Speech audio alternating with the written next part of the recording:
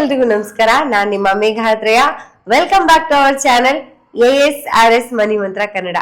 ಎಲ್ಲರಿಗೂ ಗೌರಿ ಗಣೇಶ ಹಬ್ಬದ ಹಾರ್ದಿಕ ಶುಭಾಶಯಗಳು. ಎಲ್ರಿಗೂ ಆ ಶಿವ ಪಾರ್ವತಿ ಹಾಗೆ ಗಣೇಶ ತುಂಬಾನೇ ಒಳ್ಳೇದ್ ಮಾಡ್ಲಿ ಅಂತ ನಾವು ಕೂಡ ದೇವರ ಹತ್ರ ಪ್ರಾರ್ಥಿಸ್ತೀವಿ. ಹಾಗೆ ಇವತ್ತು ಎಂದಿನಂತೆ ನಮ್ಮ ಪ್ರೀತಿಯ ಗುರುಗಳಾದ ಶ್ರೀ ಅನಂತ ಶ್ರೀರಾಮ ಗುರುಜಿ ಅವ್ರು ನಮ್ ಜೊತೆ ಇದ್ದಾರೆ. ಬನ್ನಿ ಅವ್ರನ್ನ ಕಾರ್ಯಕ್ರಮಕ್ಕೆ ವೆಲ್ಕಮ್ ಮಾಡ್ಕೊಂಡ್ಬಿಡೋಣ. ಗುರುಜಿ ನಮಸ್ತೆ, ನಿಮ್ಗೆ ಕಾರ್ಯಕ್ರಮಕ್ಕೆ ಸ್ವಾಗತ. ನಮಸ್ತೆ ಮಾ.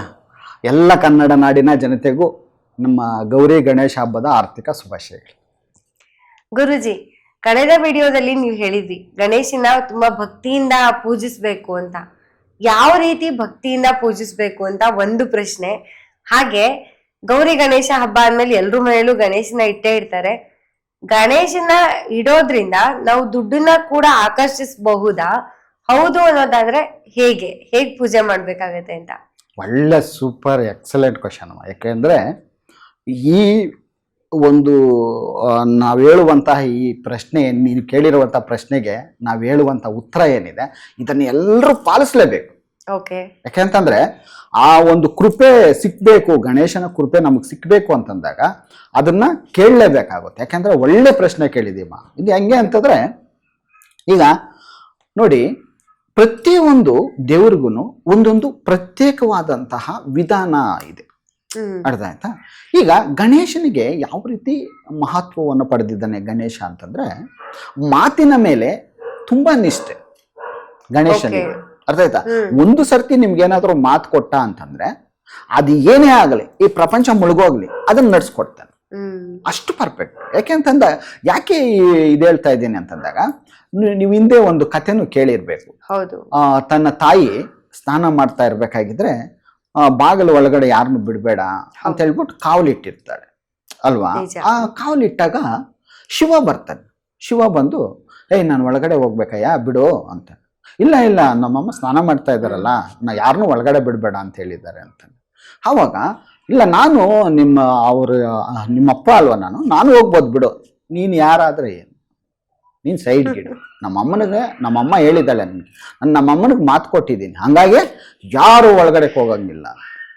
ಆವಾಗ ಏನು ಮಾಡ್ತಾನೆ ಶಿವ, ಗಣೇಶನನ್ನ ತಲೆಯನ್ನು ಏನು ಮಾಡ್ತಾನೆ, ಆಗ ಪಾರ್ವತಿ ಬಂದು ತನ್ನ ಮಗುವಾಗಿರುವ ಶೋಕದಲ್ಲಿ ತುಂಬಾ ಶಿವನನ್ನ ಬೈತಾಳೆ. ಈಗ ಎಂಥ ತಾಯಿ ಆದ್ರೂ ಮಗು ಎದುರುಗಡೆನೆ ಈ ತರ ಆಗಿದೆ ಅಂತಂದ್ರೆ ಸಿಟ್ಟು ಬರುತ್ತಲ್ವಾ? ಆಗ ತುಂಬಾ ಬೈದಾಗ ಶಿವ ಏನ್ ಮಾಡ್ತಾನೆ, ಆಯ್ತು ಗಣೇಶನ್ಗೆ ನಾನು ಪ್ರಾಣವನ್ನು ಕೊಡ್ತೀನಿ ಅಂತ ಹೇಳ್ಬಿಟ್ಟು ಉತ್ತರದ ಕಡೆ ಇರುವಂಥ ಒಂದು ಪ್ರಾಣಿಯನ್ನು ತಗೊಂಬನ್ನಿ, ಅದನ್ನು ಕತ್ತರಿಸಿ ಅದರ ತಲೆಯನ್ನು ತಗೊಂಬನ್ನಿ ಅಂತ ಹೇಳಿದಾಗ ಅದನ್ನು ತಗೊಂಬರ್ತಾರೆ. ಅಲ್ಲಿ ಗಣೇಶನಿಗೆ ಪ್ರಾಣ ಅನ್ನೋದು ಬರುತ್ತೆ. ಹಾಗಾಗಿ ಗಣೇಶನಿಗೆ ಮುಖ ಹೇಗಿರುತ್ತೆ ಅಂತಂದ್ರೆ ಆನೆಯ ಮುಖ. ಓಕೆ, ಇದು ನಮಗೆ ಗೊತ್ತು. ಇದರಲ್ಲಿ ನಮ್ಗೆ ತಿಳಿದಿದ್ದೇನು, ಗಣೇಶನ ಮಾತು ಕೊಟ್ಟಿದ್ದಾನೆ ಅವ್ರ ಅಮ್ಮನಿಗೆ. ಅರ್ಥ ಆಯ್ತಾ? ಅದೇನೇ ಆಗ್ಲಿ, ಅರ್ಥ ಆಯ್ತಾ, ಯಾರನ್ನೂ ಒಳಗಡೆ ಬಿಡೋದಿಲ್ಲ. ಆ ಥರ ಮಾತನ್ನ ನಿಲ್ಸ್ಕೊಳ್ಳುವಂತಹ, ಮಾತನ್ನ ನಡೆಸ್ಕೊಳ್ಳುವಂತಹ ಒಂದು ದೇವ್ರು ಯಾರು ಅಂತಂದ್ರೆ ಗಣೇಶ. ನೆಕ್ಸ್ಟ್ ನೀವು ಕ್ವಶನ್ ಏನ್ ಕೇಳಿದ್ರೆ ಅಂದ್ರೆ, ಯಾವ ರೀತಿ ಭಕ್ತಿಯಿಂದ ಪೂಜೆ ಮಾಡಬೇಕು.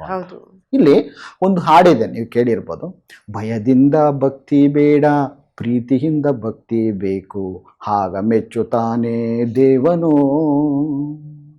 ಒತ್ತಾಯದ ಪೂಜೆ ಬೇಡ, ಹೃತ್ಪೂರ್ವಕ ಪೂಜೆ ಸಾಕು, ಆಗ ಒಲಿಯುತ್ತಾನೆ ದೇವನು. ಕಷ್ಟದಿಂದ ಧ್ಯಾನ ಬೇಡ, ಇಷ್ಟದಿಂದ ಧ್ಯಾನ ಸಾಕು, ಆಗ ಮೆಚ್ಚುತ್ತಾನೆ ದೇವನು. ನೋಡಿ, ಇಲ್ಲಿ ಭಯದಿಂದ ಭಕ್ತಿ ಬೇಡ. ಅರ್ಥ ಆಯ್ತಾ? ನೀವು ಮಾಡುವಂತ ಈ ಪೂಜೆ ಏನಿದೆ, ನಿಮ್ಮ ಮನಸ್ಸಿಗೆ ಸಂತೋಷವಾಗಿರ್ಬೇಕು, ನಿಮ್ಮ ಮನಸ್ಸು ಉಲ್ಲಾಸವಾಗಿರ್ಬೇಕು. ಅರ್ಥ ಆಯ್ತಾ? ನೀವು ಶ್ರದ್ಧೆಯಿಂದ, ಅರ್ಥ ಆಯ್ತಾ, ನಿಮ್ಮ ಮನಸ್ಸನ್ನ ನಿರ್ಮಲವಾಗಿಟ್ಕೊಬೇಕು. ಅರ್ಥ ಆಯ್ತಾ? ನಿಮ್ಮ ಮನಸ್ಸನ್ನ ನಿರ್ಮಲವಾಗಿಟ್ಕೊಂಡು ಆ ದೇವರಿಗೆ ನಾವು ಯಾವಾಗ ಪೂಜೆ ಮಾಡ್ತೀವೋ ಅದು ದೇವರಿಗೆ ಸಮರ್ಪಿಸಿಕೊಳ್ಳುವಂತಹ ಪೂಜೆ ಅಂತ ನಾವು ಹೇಳ್ತೀವಿ. ಅರ್ಥ ಆಯ್ತಾ? ಯಾವ ರೀತಿ ಇರಬೇಕು ಅಂತಂದಾಗ, ಇಲ್ಲಿ ಭಯದಿಂದ ಭಕ್ತಿ ಬೇಡ, ಪ್ರೀತಿಯಿಂದ ಭಕ್ತಿ ಬೇಕು. ಅರ್ಥ ಆಯ್ತಾ? ಒತ್ತಾಯದ ಪೂಜೆ ಬೇಡ. ಈಗ ನೋಡಿ, ಕೆಲವರು ಹೋಗೋ ಗಣೇಶನ್ ತಗೊಂಡೋಗೋ, ಇಲ್ಲಿ ಪೂಜೆ ಮಾಡೋ, ಬೊಟ್ಟಿಡೋ, ಕುಂಕುಮ ಇಡೋ ಅಂತಾರೆ. ಅವನಿಗೆ ಇಷ್ಟನೇ ಇರೋದಿಲ್ಲ. ಅರ್ಥ ಆಯ್ತಾ? ಬಲಂತರ ಮಾಡಿ ಮಾಡಿ ಮಾಡಿ ಅವನ ಕೈಲಿ ಆ ತರ ಮಾಡಬೇಡ ಅಂತ ಹೇಳ್ತಾರೆ. ಅರ್ಥ ಆಯ್ತಾ? ಇಲ್ಲಿ ಕಷ್ಟದಿಂದ ಧ್ಯಾನ ಬೇಡ. ನೀನ್ ಧ್ಯಾನ ಮಾಡ್ತೀಯ ಅಂತಂದ್ರೆ ಯಾವ ರೀತಿ ಇರ್ಬೇಕು ಅಂತಂದ್ರೆ, ಇಷ್ಟದಿಂದ ಧ್ಯಾನ ಮಾಡು. ಅರ್ಥ ಆಯ್ತಾ? ಆಗ ಮೆಚ್ಚುತ್ತಾನೆ ದೇವರು. ಅರ್ಥ ಆಯ್ತಾ? ನಿಮ್ಮ ಮನಸ್ಸನ್ನ ನಿರ್ಮಲನೆ ಮಾಡಿಕೊಂಡು ಆಗ ನೀವು ಪೂಜೆ ಮಾಡಬೇಕು. ಮನಸ್ಸನ್ನ ನಿರ್ಮಲವಾಗಿ ಇಟ್ಕೊಳ್ಳೋದು ಅಂದ್ರೆ ಹೇಗೆ ಗುರುಜಿ? ಇದು ಒಳ್ಳೆ ಪ್ರಶ್ನೆ ನಮ್ಮ. ಯಾಕೆಂತಂದ್ರೆ ಮನಸ್ಸನ್ನ ನಾವು ನಿರ್ಮಲವಾಗಿ ಇಟ್ಕೊಬೇಕು ಅಂತಂದ್ರೆ ಫಸ್ಟ್ ನಾವು ಕ್ಲಾಸಲ್ಲಿ ಏನು ಹೇಳ್ಕೊಡ್ತೀವಿ, ಫಸ್ಟ್ 21 ರೂಲ್ಸ್ ಅಲ್ಲಿ ಒಂದು ರೂಲ್ ಏನಂತಂದ್ರೆ ಮೌನವಾಗಿರ್ಬೇಕು, ಧ್ಯಾನವನ್ನ ಮಾಡಬೇಕು ಅಲ್ವಾ? ನೀವು ಯಾವಾಗ ಆ ಧ್ಯಾನ ಪದ್ಧತಿಯಲ್ಲಿ ಕುಳಿತು ನಿಮ್ಮ ಮನಸ್ಸನ್ನ ಮೌನವಾಗಿ ಮಾಡ್ತೀರೋ ಆಗೇನ್ ಮಾಡುತ್ತೆ, ನಿಮ್ಮ ಮನಸ್ಸು ಅನ್ನೋದು ನಿರ್ಮಲವಾಗುತ್ತೆ, ಶುದ್ಧಿ ಆಗುತ್ತೆ. ಅರ್ಥ ಆಯ್ತಾ? ಆಗ ನಿಮ್ಮ ಮನಸ್ಸು ಪ್ರಶಾಂತತೆಯಿಂದ ನೆಮ್ಮದಿಯಿಂದ ನೀವು ಪೂಜೆ ಮಾಡುವಂತಾಗ್ತೀರ. ಅರ್ಥ ಆಯ್ತಾ? ಇಲ್ಲಿ ಇನ್ನೊಂದು, ಇವತ್ತು ಈ ಗಣೇಶನ ಹಬ್ಬದಲ್ಲಿ ಎಲ್ಲರೂ ಇದನ್ನ ಬರ್ಕೊಬೇಕು. ಒಂದು ಅಫರ್ಮೇಷನ್ ಕೊಡ್ತೀನಿ. ಈ ಅಫರ್ಮೇಷನ್ ಅನ್ನ ಗಣೇಶನ ಹಬ್ಬದ ದಿವಸ ಯಾರು 21 ಸರ್ತಿ ಹೇಳ್ತಾರೆ, ಆ ಗಣೇಶ ಅವರಿಗೆ ಎಷ್ಟೇ ಅಡೆತಡೆಗಳಿರಲಿ ಹಣ ಬರೋದಕ್ಕೆ, ಆ ಅಡೆತಡೆಗಳನ್ನೆಲ್ಲ ದೂರ ಮಾಡ್ತಾನೆ. ಯಾಕಂದ್ರೆ ನಾನು ಹೇಳಿದ್ನಲ್ಲ, ಮಾತಿನ ಮೇಲೆ ತುಂಬಾ ಕಟ್ಟುನಿಟ್ಟಾಗಿ ಪಾಲನೆ ಮಾಡೋದು ಯಾರಪ್ಪ ಅಂದ್ರೆ ಗಣಪ. ಅರ್ಥ? ಹಾಗಾಗಿ ಈ ಅಫರ್ಮೇಷನ್ ಅನ್ನು ಬರ್ಕೊಂಡ್ರೆ ಅವರಿಗೆ ಜೀವನದಲ್ಲಿ ಎಲ್ಲ ಒಳ್ಳೇದಾಗುತ್ತೆ. ನನಗೆ ಆರೋಗ್ಯ, ಆನಂದ, ಸಂತೋಷ, ದುಡ್ಡು, ಸಂಪತ್ತು, ಐಶ್ವರ್ಯವನ್ನ ತಂದು ಕೊಟ್ಟಿರುವ ಗಣೇಶ ನಿನಗೆ, ವಿಶ್ವಕ್ಕೆ ಕೃತಜ್ಞತೆಗಳು. ಈ ಒಂದು ಅಫರ್ಮೇಷನ್ ಅನ್ನ ಎಷ್ಟು ಸರ್ತಿ ಹೇಳ್ಬೇಕು ಅಂದ್ರೆ 21 ಸರ್ತಿ ಹೇಳ್ಬೇಕು. ದಿನಕ್ಕೆ 21 ಸರಿ. ಆ ಗಣೇಶನ ಹಬ್ಬದ ದಿವಸ ಹೇಳ್ಬೇಕು. ದಿನ 21 ಸರಿ. ಓಕೆ. ಗಣೇಶನ ಮುಂದೆ ಕುಳಿತುಕೊಂಡು ಈ ಅಫರ್ಮೇಷನ್ ಅನ್ನು 21 ಸರ್ತಿ ನೀನು ಹೇಳಿದಾಗ ಗಣೇಶನ್ ಖುಷಿ ಆಗ್ಬಿಡುತ್ತೆ. ಈಗ ಗಣೇಶನ ದೇವರನ್ನ ನಾವು ಹೋಲಿಸ್ಕೊಳ್ಳೋದು ಯಾವ ರೀತಿ ಅಂತ ಅಂದಾಗ ಸಿಂಪಲ್. ಅರ್ಥ ಆಯ್ತಾ? ಇವಾಗ ನೋಡಿ, ಯಾರನ್ನಾದ್ರೂ ಹೊಗಳಿದ್ರೆ ಅವ್ರಿಗೆ ಖುಷಿ ಆಗ್ಬಿಡುತ್ತೆ. ನಿಜ. ದೇವರನ್ನು ಅಷ್ಟೇ, ನಾವ್ ಇಲ್ಲಿ ಏನ್ ಮಾಡ್ತಾ ಇದ್ದೀವಿ, ನಾವೊಂದು ಹಾಡು ಹೇಳ್ತಾ ಇದ್ವಿ, ಒಂದು ಭಜನೆ ಮಾಡ್ತಾ ಇದ್ವಿ, ಒಂದು ಪೂಜೆ ಮಾಡ್ತಾ, ದೇವ್ರಿಗೆ ಖುಷಿ ಆಯ್ತು, ಆಗ ನಿನ್ಗೆ ಏನ್ ಬೇಕು ಅನ್ನೋದು ಕೊಟ್ಬಿಡ್ತಾನೆ. ಸಿಂಪಲ್ ಅಷ್ಟೇ. ಅರ್ಥ ಆಯ್ತಾ? ಹಾಗಾಗಿ ಈ ಅಫರ್ಮೇಷನ್ ಅನ್ನ 21 ಸರ್ತಿ ಹೇಳಿ ನಿಮ್ಮ ಜೀವನದಲ್ಲಿ ಏನು ಬೇಕಾಗಿದ್ರು ಪಡ್ಕೊಬೋದು. ಅದೇ ರೀತಿಯಾಗಿ ಇನ್ನೊಂದು, ಈ ಹಾಡಂದ್ರೆ ತುಂಬಾ ಇಷ್ಟ ಗಣೇಶನಿಗೆ. ಅರ್ಥ ಆಯ್ತಾ? ತುಂಬಾ ಜನಗಳಿಗೆ ಗೊತ್ತು, ಇನ್ನು ಕೆಲವರು ಗೊತ್ತಿಲ್ಲದೆ ಇರೋಂಥವ್ರು ಇರ್ತಾರೆ. ಈ ಹಾಡನ್ನ ಕೇಳ್ಕೊಂಡು ಕೊನೆಯಲ್ಲಿ ಗಣೇಶನನ್ನ ಇಟ್ಟ ಮೇಲೆ ಈ ಹಾಡನ್ನು ಹಾಡಿದ್ರೆ ನಿಮಗಂತೂ 100% ಗಣೇಶನ ಕೃಪೆ ದೊರಕುತ್ತೆ. ಅರ್ಥ ಆಯ್ತಾ? ಶರಣು ಶರಣು ವಯ್ಯ ಗಣನಾಯಕ, ನಮ್ಮ ಕರುಣಾದಿಂದಲೇ ಕಾಯೋ ಗಣನಾಯಕ, ಎಳ್ಳುಂಡೆ ಜೇನು ತುಪ್ಪ ಗಣನಾಯಕ, ನಾವು ಭಕ್ತಿಯಿಂದ ತಂದೆ ವಯ್ಯ ಗಣನಾಯಕ, ಶರಣು ಶರಣು ವಯ್ಯ ಗಣನಾಯಕ, ನಮ್ಮ ಕರುಣಾದಿಂದಲೇ ಕಾಯೋ ಗಣನಾಯಕ, ನಮಗೆ ದುಡ್ಡು ಸಂಪತ್ತನ್ನು ಕೊಟ್ಟೆ ಗಣನಾಯಕ, ನಿನಗೆ ಆರತಿಯ ಬೆಳಗುವೆ ಗಣನಾಯಕ, ಶರಣು ಶರಣು ವಯ್ಯ ಗಣನಾಯಕ, ನಮ್ಮ ಕರುಣಾದಿಂದಲೇ ಕಾಯೋ ಗಣನಾಯಕ. ಈ ಹಾಡನ್ನ ಗಣೇಶನ ಮುಂದೆ ಹಾಡಿದ್ರೆ ಗಣೇಶನಿಗೆ ತುಂಬಾ ಇಷ್ಟ ಆಗುತ್ತೆ. ಅರ್ಥ ಆಯ್ತಾ? ಈ ಕೊನೆಯಲ್ಲಿ ಈ ಹಾಡನ್ನ ಹಾಡ್ಲಿ, ಮತ್ತೆ ಈ ಅಫರ್ಮೇಷನ್ ಅನ್ನ 21 ಸರ್ತಿ ಯಾವಾಗ ಹೇಳ್ತಾರೆ ಅವ್ರಿಗೆ 100% ಗಣೇಶನ ಕೃಪೆ ಅಂತೂ ಸಿಕ್ಕೇ ಸಿಗುತ್ತೆ. ಅರ್ಥ ಆಯ್ತಾ? ನಂತರ ಇನ್ನೊಂದು ಟೆಕ್ನಿಕ್ ಅನ್ನು ಹೇಳ್ಕೊಡ್ತೀನಿ. ಇದನ್ನು ಅಷ್ಟೇ, ಗಣೇಶನನ್ನ ಇಟ್ಟ ತಕ್ಷಣ, ಅರ್ಥ ಆಯ್ತಾ, ಗಣೇಶನನ್ನ ಇಟ್ಟ ತಕ್ಷಣ, ಇದು ತಂತ್ರ, ಇದು ಗುಪ್ತ ತಂತ್ರ.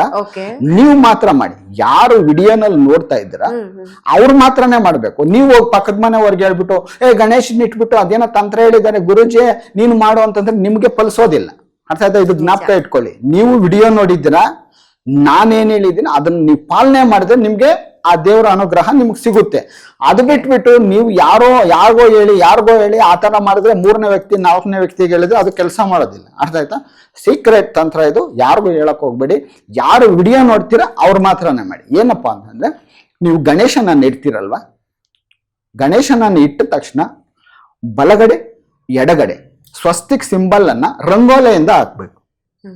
ರಂಗೋಲಿಯಿಂದ ಹಾಕಿ ಬರೀ ಸ್ವಸ್ತಿಕ್ ಸಿಂಬಲ್ ಹಾಕಿದ್ರೆ ಸಾಕ ಅಂತಂದ್ರೆ ಆಗೋದಿಲ್ಲ. ಆ ಸ್ವಸ್ತಿಕ್ ಸಿಂಬಲ್ ಪಕ್ಕದಲ್ಲಿ 2 ಗೆರೆಗಳನ್ನ ಈ ಕಡೆ 2 ಗೆರೆಯನ್ನ ಈ ಕಡೆ ನೀವು ಯಾವಾಗ ಹಾಕ್ತಿರೋ ಗಣೇಶನ ಕೃಪೆ ನಿಮಗೆ ಸಿಕ್ಕಿತು ಅಂತ ಅರ್ಥ. ಇದನ್ನ ಫಾಲೋ ಮಾಡಿದ್ರೆ 100% ಅಲ್ಲ 200% ಗಣೇಶನ ಕೃಪೆ ನಿಮ್ಗೆ ಸಿಕ್ಕೇ ಸಿಗುತ್ತೆ. ಅರ್ಥ ಆಯ್ತಾ? ಈ ರೀತಿಯಾಗಿ ಗಣೇಶನ ಹಬ್ಬವನ್ನು ಆಚರಣೆ ಮಾಡಿ. ಯಾರಿಗೂ ತೊಂದರೆ ಮಾಡಕ್ ಹೋಗ್ಬೇಡಿ. ಅರ್ಥ ಆಯ್ತಾ? ಪಕ್ಕದಲ್ಲಿರೋವನ್ಗೆ ತೊಂದರೆ ಮಾಡಬೇಡಿ, ಪ್ರಕೃತಿಗೆ ತೊಂದರೆ ಮಾಡಬೇಡಿ. ಹಾಗೆ ನೀವು ಎಷ್ಟು ಬೇಕಾಗಿದ್ರೂ ವಿಜೃಂಭಣೆಯಿಂದ, ಸಂತೋಷದಿಂದ, ಉಲ್ಲಾಸದಿಂದ ಗಣೇಶನ ಹಬ್ಬವನ್ನು ಆಚರಣೆ ಮಾಡಿ. ಎಲ್ರಿಗೂ ಒಳ್ಳೇದಾಗ್ಲಿ, ಗಣೇಶನ ಕೃಪೆ ಎಲ್ರಿಗೂ ಸಿಕ್ಲಿ, ಎಲ್ರ ಮನೆಗೂ ದುಡ್ಡು ಸಂಪತ್ತು ಐಶ್ವರ್ಯ ಬರಲಿ ಅಂತ ಹಾರೈಸ್ತೀವಿ. ಥ್ಯಾಂಕ್ ಯು ಗುರುಜಿ, ತುಂಬಾ ವಿಷಯಗಳು ತಿಳಿಸ್ಕೊಟ್ರಿ. ಅದ್ರ ಜೊತೆಗೆ ಈಗ ನಾವು ವಿದ್ಯಾರ್ಥಿಗಳನ್ನ ಸ್ವಲ್ಪ ನೋಡ್ಬೇಕಾಗತ್ತೆ. ಯಾಕಂದ್ರೆ ಗಣೇಶ ಅಂತ ಹಿಂಗೆ ವಿದ್ಯಾ ಗಣೇಶ ಅಂತಾನೆ ಫಸ್ಟ್ ನಮ್ಗೆ ತಲೆಗೆ ಬರೋದು ವಿದ್ಯಾರ್ಥಿಗಳಾಗಿದ್ದಾಗ. ಅವ್ರಿಗೋಸ್ಕರ ಸ್ಟಡೀಸಿಗೆ ಏನಾದ್ರು ಹೆಲ್ಪ್ ಆಗೋ ತರ ಅಫರ್ಮೇಶನ್ಸ್ ಏನಾದ್ರು ಹೇಳ್ಕೊಡ್ಬೋದಾ ಈ ಗಣೇಶ ಚತುರ್ಥಿ ಪ್ರಯುಕ್ತ? ತುಂಬಾ ಒಳ್ಳೆ ಪ್ರಶ್ನೆ ಯಾಕೆಂತಂದ್ರೆ ಲಕ್ಷಾಂತರ ಮಂದಿ ವಿದ್ಯಾರ್ಥಿಗಳು ತನ್ನ ವಿದ್ಯಾಭ್ಯಾಸದಲ್ಲಿ ತೊಡಗಿರ್ತಾರೆ. ಅಂಥವ್ರಿಗೋಸ್ಕರವಾಗಿ ನೀನು ಜ್ಞಾಪಕ ಮಾಡಿ ಅಂಥವ್ರಿಗೊಂದು ಅಫರ್ಮೇಷನ್ ಕೊಡಿ ಅಂತ ಕೇಳಿದೆಯಲ್ಲ, ಅದು ತುಂಬ ಗ್ರೇಟ್ ಅಂತ ಹೇಳ್ಬೋದು. ಅವರು ಎಲ್ಲರೂ ಬರ್ಕೊಳ್ಳಿ. ಏನಂತಂದರೆ, ನಾನು ಓದಿರುವಂತಹ ಪ್ರತಿಯೊಂದು ಪದ ನನಗೆ ಜ್ಞಾಪಕದಲ್ಲಿದ್ದು, ನಾನು ಓದಿದ್ದೇ ನನ್ನ ಪರೀಕ್ಷೆಯಲ್ಲಿ ಬಂದಿರುವುದಕ್ಕೆ ವಿಶ್ವಕ್ಕೆ ಗಣೇಶನಿಗೆ ಕೃತಜ್ಞತೆಗಳು. ಇದನ್ನು ಬರೆದ್ರೆ ಅವ್ರು ಏನು ಓದಿರ್ತಾರೋ ಅದೇ ಎಕ್ಸಾಮಲ್ಲಿ ಬಂದಿರುತ್ತೆ. ಆಟೋಮೆಟಿಕ್ಕಾಗಿ ಅವ್ರು ಓದಿದ್ದೆಲ್ಲ ಜ್ಞಾಪಕ ಇರುತ್ತೆ, ಆ ಎಕ್ಸಾಮ್ಗೂ ಅದೇ ಬಂದಿರುತ್ತೆ, ಆಟೋಮೆಟಿಕ್ಕಾಗಿ ಬರೆದ್ಬಿಟ್ಟು ಪಾಸ್ ಆಗುತ್ತೆ. ಥ್ಯಾಂಕ್ ಯು ಗುರುಜಿ. ಎಲ್ಲಾ ವಿದ್ಯಾರ್ಥಿಗಳ ಪರವಾಗಿ ನಾನು ನಿಮ್ಗೆ ಥ್ಯಾಂಕ್ಸ್ ಹೇಳ್ತೀನಿ. ನೋಡಿದ್ರಲ್ಲ, ಗಣೇಶನನ್ನ ಹೇಗೆ ಕೂರಿಸಿ ಹೇಗೆ ಪೂಜೆ ಮಾಡಿ ಯಾವ ವಿಧಿವಿಧಾನಗಳನ್ನ ಅನುಸರಿಸಿದ್ರೆ ತುಂಬಾ ಒಳ್ಳೇದು ಅನ್ನೋದನ್ನ ತಿಳ್ಕೊಂಡ್ರಿ. ಹಾಗೆ ನಮ್ ಗುರುಜಿ ಪದೇ ಪದೇ ಹೇಳ್ತಾ ಇದ್ರು ಪರಿಸರ ಸ್ನೇಹಿಯಾಗಿ ಗಣೇಶ ಹಬ್ಬನ ಸೆಲೆಬ್ರೇಟ್ ಮಾಡಿ ಅಂತ. ಐ ಹೋಪ್ ನೀವು ಅದನ್ನೆಲ್ಲ ಫಾಲೋ ಮಾಡ್ತೀರಾ ಅಂತ ಅನ್ಕೊಂಡಿದೀನಿ. Thank you so much video ನೋಡಿದ್ದಕ್ಕೆ. ಮುಂದಿನ ವಿಡಿಯೋದಲ್ಲಿ ಮತ್ತೊಂದು ಇಂಟ್ರೆಸ್ಟಿಂಗ್ ಸಬ್ಜೆಕ್ಟ್ ಜೊತೆಗೆ ಭೇಟಿಯಾಗೋಣ. ನಮಸ್ಕಾರ ನಿಮ್ಮೆಲ್ರಿಗೂ. ಗುರುಜಿ ನಿಮ್ಗೂ ಕೂಡ ನಮಸ್ಕಾರ. ನಮಸ್ತೆ ಅಮ್ಮ. ಸರ್ವೇ ಜನ ಸುಖಿನೋ ಭವಂತು. ಎಲ್ರಿಗೂ ಒಳ್ಳೇದಾಗ್ಲಿ.